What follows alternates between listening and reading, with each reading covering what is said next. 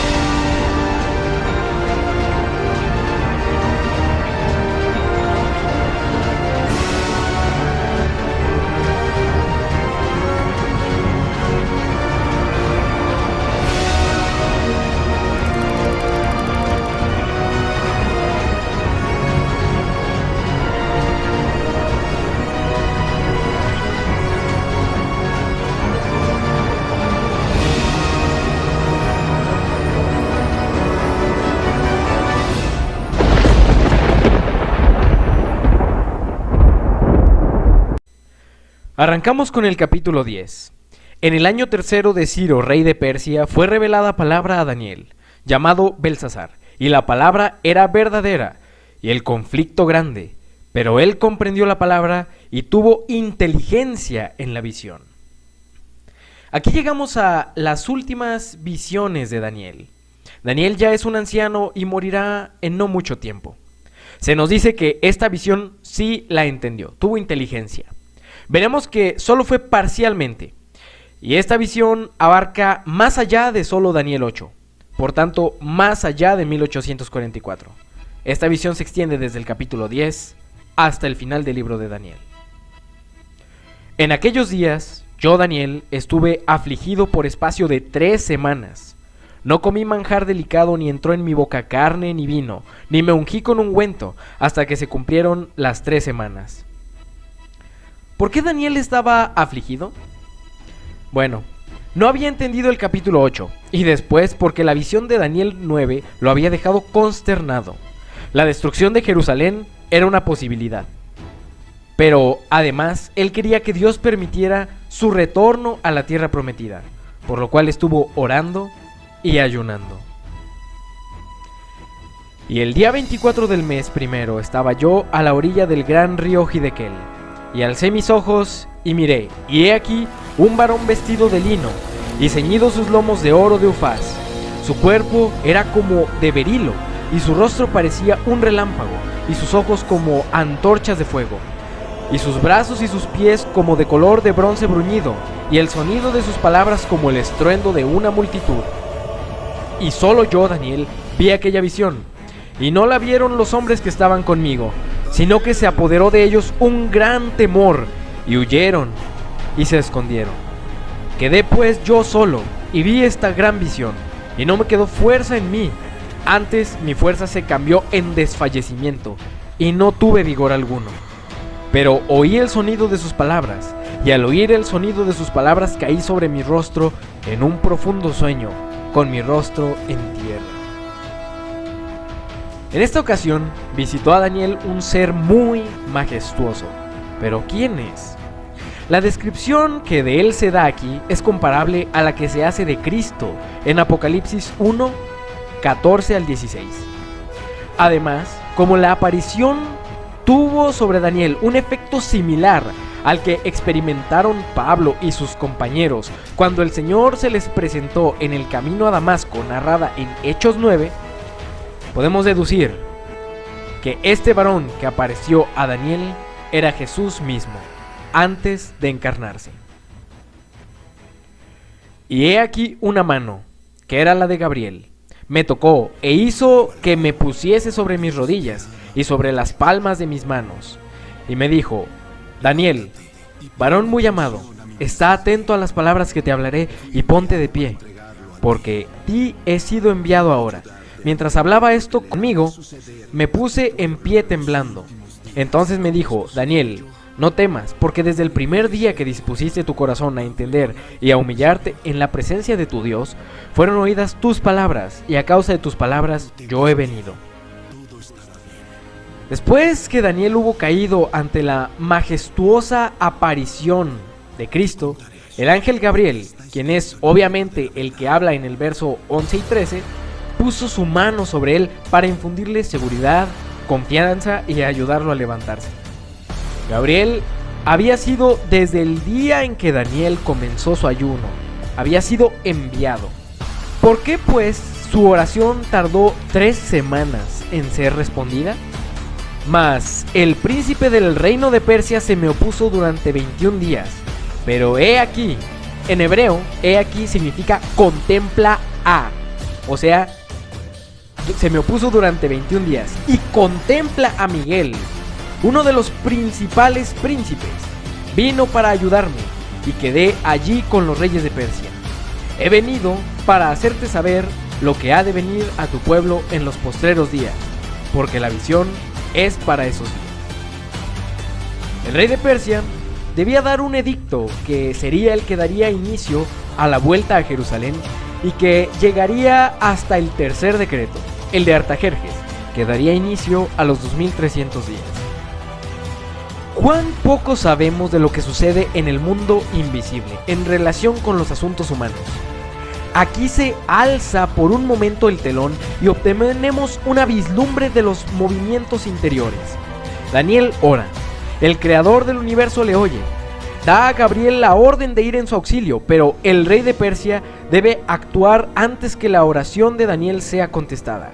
Y el ángel se dirige apresuradamente a donde está el rey de Persia. Satanás reúne indudablemente sus fuerzas para oponérsele. Gabriel trata de influenciar al rey para dejar ir al pueblo de regreso a Jerusalén, pero Satanás se le opuso con una influencia opuesta totalmente, adversaria, y aún más, trató de detenerlo.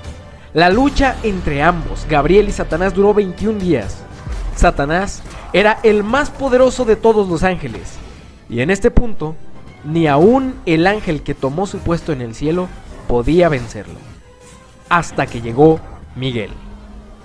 Cuando leemos, he aquí Miguel, en hebreo dice, contempla a Miguel. Es decir, que Miguel es quien está frente a ellos. Por lo que Miguel es el varón descrito al principio, cuyo brillo derribó a Daniel. ¿Quién es Miguel? El arcángel Miguel es Jesús. Verifique los siguientes textos. Miguel significa, ¿quién es como Dios? Como una pregunta. Él mismo es la respuesta. Jesús es Dios. Judas 1:9. Miguel es arcángel. Arcángel significa el jefe o príncipe de los ángeles. Y en Josué 5:14 al 15, el príncipe de los ángeles se presenta a Josué. Soy el príncipe del ejército del Señor. Y acabo de llegar. Habla las palabras como si fuera Dios mismo, y Josué lo adora, y el arcángel no le impide la adoración.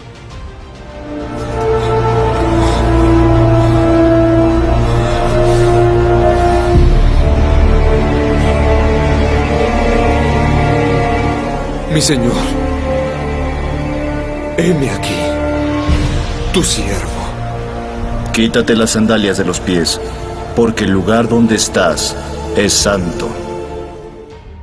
Primera de Tesalonicenses 4:16 nos dice que Jesús viene con voz de arcángel que resucita muertos. Juan 5:28 dice que la voz de Jesús es la que resucita a los muertos. En la Biblia se menciona al ángel de Jehová, que es sabido que es Cristo antes de encarnarse. Bueno, Jueces 13 del 16 al 23 nos dice que el ángel de Jehová tiene un nombre admirable. Después de verlo, quienes lo ven, dicen que vieron a Dios mismo. Isaías 9:6 profetiza que el nombre del Mesías será admirable consejero. Éxodo 23, del 20 al 21, nos dice cuál es el nombre admirable de este ángel de Jehová. El ángel de Jehová fue enviado delante del pueblo, y el nombre de Jehová estaba en él, porque el ángel se llama Jehová, es Jehová mismo. Zacarías 3 nos dice que el ángel de Jehová es quien intercede por Israel y le imputa su justicia y gracia, representado en ropas limpias al sacerdote Josué. Además, reprende a Satanás con un Jehová te reprenda, que es él mismo y también su padre. Cuando leemos Judas 1:9, el arcángel Miguel hace exactamente lo mismo. En la Biblia, el único arcángel mencionado es Miguel. Algunos dirán que hay más. El único arcángel canónico es Miguel. Los demás están en libros apócrifos o en tradiciones que no son 100% bíblicas. Ahora, Daniel 10 nos dice que es uno de los principales, por lo que hay más. ¿Quiénes son? Bueno, en hebreo se puede leer como el único principal de los príncipes, pues a Cristo están sujetos principados y potestades. También cabe la traducción uno de los principales príncipes, pues son tres los que dan testimonio en el cielo: el Padre, el Hijo y el Espíritu Santo, y a ellos está sujeto todo el universo y todos los ángeles. Por lo tanto, Jesús es el ángel de Jehová. Es Jehová y es Miguel, y esto no es degradarlo.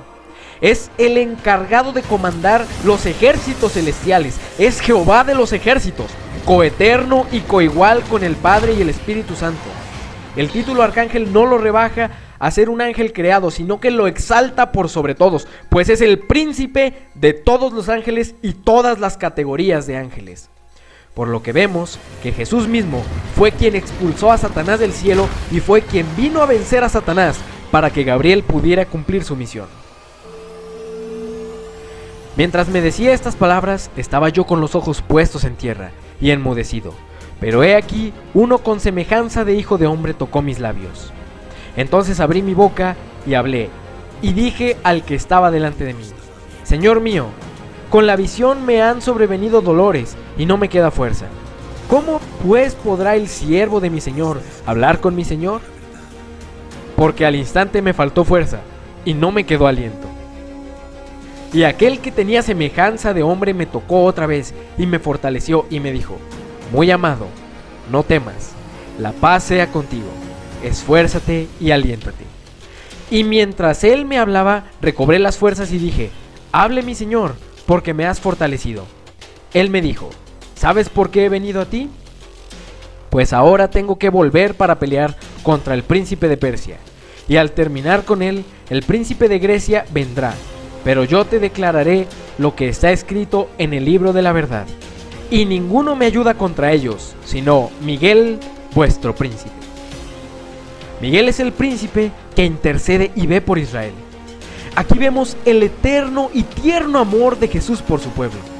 También vemos cómo detrás de los imperios están operando los principados y potestades de las tinieblas, pero Dios no nos deja solos y envía a sus ángeles poderosos para proteger a los hombres. Y cuando se requiere, Cristo mismo descendía para hacer huir a Satanás, pues Satanás era más fuerte que Gabriel, pero nunca venció a Miguel, Jesucristo. Finalmente, llegó el esperado decreto de Ciro por la intervención divina. Pero Gabriel dijo que después de Persia venía Grecia. Aún a pesar de ello, el ángel de Jehová siempre velaría por ellos. Y yo mismo, en el año primero de Darío el Medo, estuve para animarlo y fortalecerlo. Esta profecía que sigue bien podría llamarse una explicación de Daniel 8, pero va más allá. Y es aquí a donde entramos a Daniel 11, los reyes del norte y sur. Y ahora yo te mostraré la verdad. He aquí aún habrá 3 reyes en Persia, y el cuarto se hará de grandes riquezas, más que todos ellos, y al hacerse fuerte con sus riquezas levantará a todos contra el reino de Grecia. Habría todavía 3 reyes en Persia, indudablemente sucesores inmediatos de Ciro. Fueron Cambises, hijo de Ciro, Esmerdis, un impostor, y Darío Histaspes. El cuarto rey, después de Ciro, fue Jerjes, hijo de Darío Histaspes. Fue famoso por sus riquezas, en cumplimiento directo de la profecía que anunciaba: se hará de grandes riquezas más que todos. El rey persa tuvo éxito contra Grecia en la famosa batalla de las Termópilas, pero el poderoso ejército pudo invadir al país solamente cuando los 300 valientes espartanos que defendían el paso fueron traicionados. Jerjes sufrió finalmente una derrota desastrosa en Salamina en el año 480 a.C. y el ejército persa regresó a su país. Se levantará luego un rey valiente, el cual dominará con gran poder y hará su voluntad, pero cuando se haya levantado su reino será quebrantado y repartido hacia los 4 vientos del cielo, no a sus descendientes, ni según el dominio con que él dominó, porque su reino será arrancado y será para otros fuera de ellos. Jerjes fue el último rey de Persia que invadió a Grecia, de modo que la profecía pasa por alto 9 príncipes menores para introducir al valiente rey Alejandro Magno. Después de derribar el imperio persa, Alejandro llegó a ser el señor absoluto de aquel imperio en la mayor extensión que haya poseído alguna vez cualquiera de los reyes persas. Su dominio abarcaba la mayor parte del mundo habitable entonces conocido. Pero ya vimos cómo el imperio griego de Alejandro cayó y se dividió en 4. Las guerras del mundo habían comenzado. Perduraron más o menos durante 40 años. Casandro en Grecia, Crátero y Antígono en Asia Occidental, Seleuco y Pérdicas en Oriente, yo mismo en Egipto, hasta que dividimos su imperio en 4 partes. En el resto de este capítulo se menciona a menudo el rey del norte y el rey del sur. Por lo tanto, es esencial identificar claramente estas potencias para que se pueda comprender la profecía. Cuando el imperio de Alejandro quedó dividido, sus diferentes porciones se extendían hacia los 4 vientos del cielo, al norte, al sur, al este y al oeste. Estas divisiones tenían especialmente estas direcciones cuando se las observaba desde Palestina. Ese es el centro, la parte central del imperio. Por lo tanto, el punto cero en el plano cartesiano es el ombligo del mundo, Palestina. Es la referencia del profeta. Durante las guerras y revoluciones que siguieron a través de los siglos, cambiaron con frecuencia los límites geográficos, o fueron borrados y se instituyeron nuevos. Pero cualesquiera que fueran los cambios efectuados, estas primeras divisiones del imperio son las que deben determinar los nombres que desde entonces llevarán esas porciones del territorio, o no tendremos base ni norma para probar la aplicación de la profecía. Y se hará fuerte el rey del sur, mas uno de sus príncipes será más fuerte que él, y será poderoso su dominio, será grande. Todo el imperio de Alejandro Magno se resolvió finalmente en estas 2 divisiones. Los sucesores de Casandro fueron pronto vencidos por Lisímaco, y su reino, que comprendía a Grecia y Macedonia, quedó anexado a Tracia. Lisímaco a su vez fue vencido por Seleuco, y Macedonia y Grecia quedaron anexadas a Siria. El rey del sur iba a ser fuerte. Ptolomeo Sótero anexó Egipto, Chipre, Fenicia, Caria, Cirene y muchas islas y ciudades. Así fue hecho fuerte su reino, el rey del sur. Pero la extensión, uno de los príncipes de aquel, introduce a otro de los príncipes de Alejandro. Debe referirse a Seleuco Nicator, quien, como ya se declaró, al anexar Macedonia, Tracia, Siria, llegó a poseer 3 de las 4 partes del dominio de Alejandro y estableció un reino más poderoso que el de Egipto, el rey del norte. Al cabo de años harán alianza y la hija del rey del sur vendrá al rey del norte para hacer la paz, pero ella no podrá retener la fuerza de su brazo, ni permanecerá él ni su brazo, porque será entregada ella y los que habían traído a sí mismo, su hijo y los que estaban de parte de ella en aquel tiempo. Hubo frecuentes guerras entre los reyes de Egipto y los de Siria.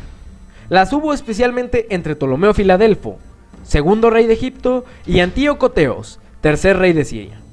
Acordaron finalmente hacer la paz con la condición de que Antíoco repudiase a su primera esposa Laodice y sus 2 hijos y se casase con la hija de Ptolomeo Filadelfo, Berenice. Pero Berenice no pudo retener el brazo de Antíoco. Es decir, perdió su favor. Y poco después, Antíoco hizo volver a la corte a su esposa anterior, Laodice, y sus hijos. Laodice tuvo miedo de que la volvieran a repudiar y envenenó a Antíoco, por lo cual él no permaneció. Luego, no contenta con eso, mandó a matar a Berenice y a su hijo infante, y también mató a todos los que vinieron con ella de Egipto y a los que la defendieron. Así, Laodice llevó al trono a su hijo Seleuco Calicinio. Pero un renuevo de sus raíces se levantará sobre su trono y vendrá con ejército contra el rey del norte, y entrará en la fortaleza y hará en ellos a su arbitrio y predominará. Y aún a los dioses de ellos, sus imágenes fundidas y sus objetos preciosos de plata y de oro, llevará cautivos a Egipto, y por años se mantendrá él contra el rey del norte. Así entrará en el reino el rey del sur y volverá a su tierra. El renuevo brotado de las mismas raíces que Berenice fue su hermano Ptolomeo Evérgetes. Sucedió a su padre en el trono de Egipto, y apenas se hubo instalado en él, sintió el ardiente deseo de vengar a su hermana. Atacó a Seleuco Calicinio y su madre, y conquistó grandes territorios, y luego volvió a Egipto, debido a conflictos internos, pero lo hizo con 40,000 talentos de plata y 2,500 imágenes de sus dioses. Mas los hijos de aquel se airarán y reunirán multitud de grandes ejércitos, y vendrá apresuradamente e inundará y pasará adelante. Luego volverá y llevará la guerra hasta su fortaleza. Los hijos de Seleuco Calicinio fueron Seleuco, Serauno y Antíoco Magno. Ambos emprendieron con celo la tarea de justificar y vengar la causa de su padre y su país. Seleuco fue envenenado, pero Antíoco Magno inundó y pasó, y reconquistó Seleucia y Siria. Antes de invadir Egipto, hizo una tregua. Por lo cual se enfurecerá el rey del sur, y saldrá y peleará contra el rey del norte, y pondrá en campaña multitud grande, y toda aquella multitud será entregada en su mano. Ptolomeo Filópator, hijo de Evergetes, había sucedido a su padre, y se enfureció por las pérdidas ante Antíoco, por lo que, convocando a su ejército, lo combatió en la batalla de Rafia. El rey del sur, Egipto, venció al rey del norte, Antíoco. Y al llevarse él la multitud, se elevará su corazón y derribará a muchos millares, mas no prevalecerá. Ptolomeo firmó la paz con el rey del norte y se ensoberbeció por su ejército, de tal forma que se entregó a los vicios y placeres. Su prepotencia lo llevó a Jerusalén a ofrecer sacrificios en el templo y querer entrar hasta el lugar santísimo. Al ser detenido por los judíos, a la fuerza se enojó de tal forma que desató una masacre contra ellos. Y el rey del norte volverá a poner en campaña una multitud mayor que la primera, y al cabo de algunos años vendrá apresuradamente con gran ejército y con muchas riquezas. Al cabo de años, 14 años de paz entre los reinos, volvieron los problemas. Ptolomeo Filópator murió, y le sucedió su hijo Ptolomeo Epífanes, de 5 años. Antíoco aprovechó esto y reordenó su reino. Preparó su ejército mayor que el primero para atacar al niño rey.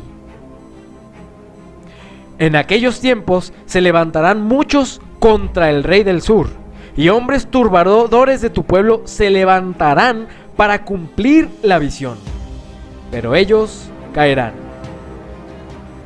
No solo Antíoco, sino que muchas provincias egipcias se rebelaron. Antíoco se alió con Felipe de Macedonia y atacaron a Egipto, el reino del sur, pero se levantaron hombres turbadores de Israel, o sea, hombres que atribulaban a Israel. En ese momento apareció Roma e intervino en la historia y puso a Egipto bajo su tutela. Vendrá pues el rey del norte y levantará baluartes y tomará la ciudad fuerte, y las fuerzas del sur no podrán sostenerse, ni sus tropas escogidas, porque no habrá fuerzas para resistir. Sidón era una ciudad fuerte que estaba al control de Egipto bajo la tutela de Roma. Antíoco atacó Sidón, llevó sus baluartes y después de una serie de batalla, los guerreros del rey no pudieron resistir y se rindieron debido al hambre. Y el que vendrá contra él hará su voluntad, y no habrá quien se le pueda enfrentar, y estará en la tierra gloriosa, la cual será consumida por su poder. Aunque Egipto no había podido subsistir delante de Antíoco Magno, más adelante en el tiempo, Antíoco Asiático no pudo subsistir delante de los romanos que vinieron contra él. El imperio romano se levantó sobre la tierra, como en la profecía, y nadie se pudo oponer. Siria fue conquistada y añadida al imperio romano, cuando Pompeyo, en el 65 a.C., privó a Antíoco Asiático de sus posesiones y redujo a Siria a la condición de una provincia romana. Después, Roma dominó la tierra deseable con su espada de hierro y la sometió. Así, Roma conquistó el reino del norte. A partir de ese punto, Roma sería el rey del norte. Afirmará luego su rostro para venir con el poder de todo su reino, y hará con aquellos convenios, y le dará una hija de mujeres para destruirle, pero no permanecerá ni tendrá éxito. El verso 16 nos llevó hasta la conquista de Siria y Judea por los romanos. Roma había conquistado anteriormente a Macedonia y Tracia. Egipto era lo único que quedaba de todo el reino de Alejandro, que no hubiese sido reducido a sujeción del poder romano. Roma se decidió entonces a entrar por la fuerza en las tierras de Egipto. Por bastante tiempo hubo conflictos y arreglos que Roma hizo con Egipto, que aún era una nación independiente, pero había estado bajo la tutela de Roma. Cleopatra y su hermano Ptolomeo, por sus diferencias con Roma, llegaron a las armas. Ptolomeo murió y Cleopatra se acomodó con Julio César, pero él no permaneció. Después lo dejó por Marco Antonio, y al final su estrategia por mantenerse en el poder de Egipto fracasó rotundamente, y Roma conquistó el reino del sur.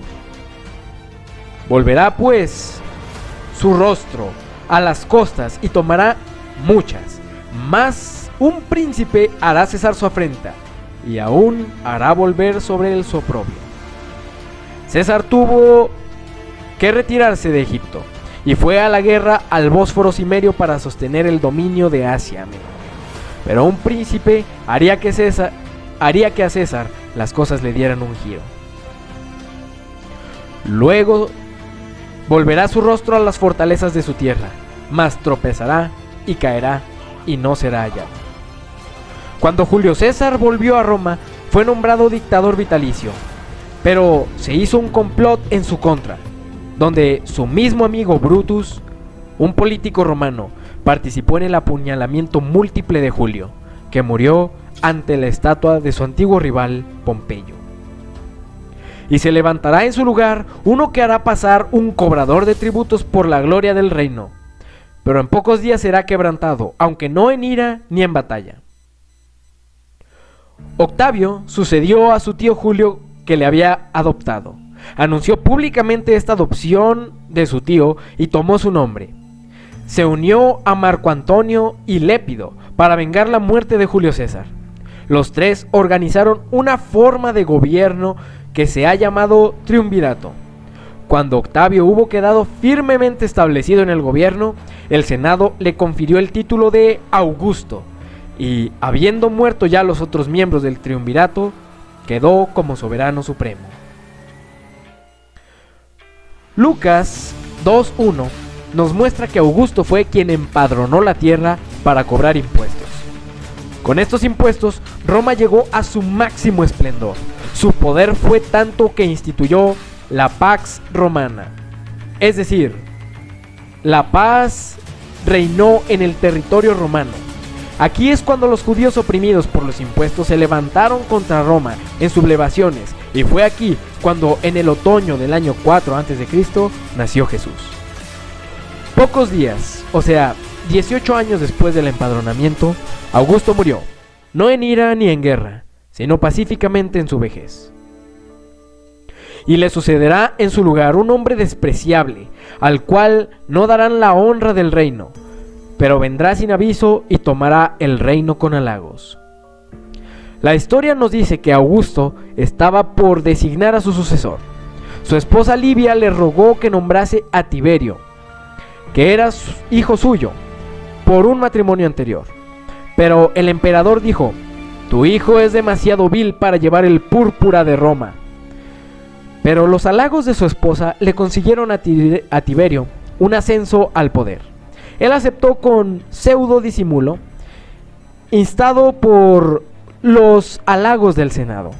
Pero la tiranía, la hipocresía, la crápula y la embriaguez ininterrumpida son rasgos y prácticas que revelan la vileza en un hombre. Tiberio manifestó ese carácter a la perfección. En el final de su imperio, representa la palabra despreciable, pues al enterarse de la muerte de Tiberio, la gente salió a las calles a proclamar al Tíber con Tiberio, o sea, lanzar a Tiberio al río. Y es aquí donde vamos a detener el estudio. Y en el próximo capítulo vamos a ver el Islam en la profecía, los reyes del norte y del sur.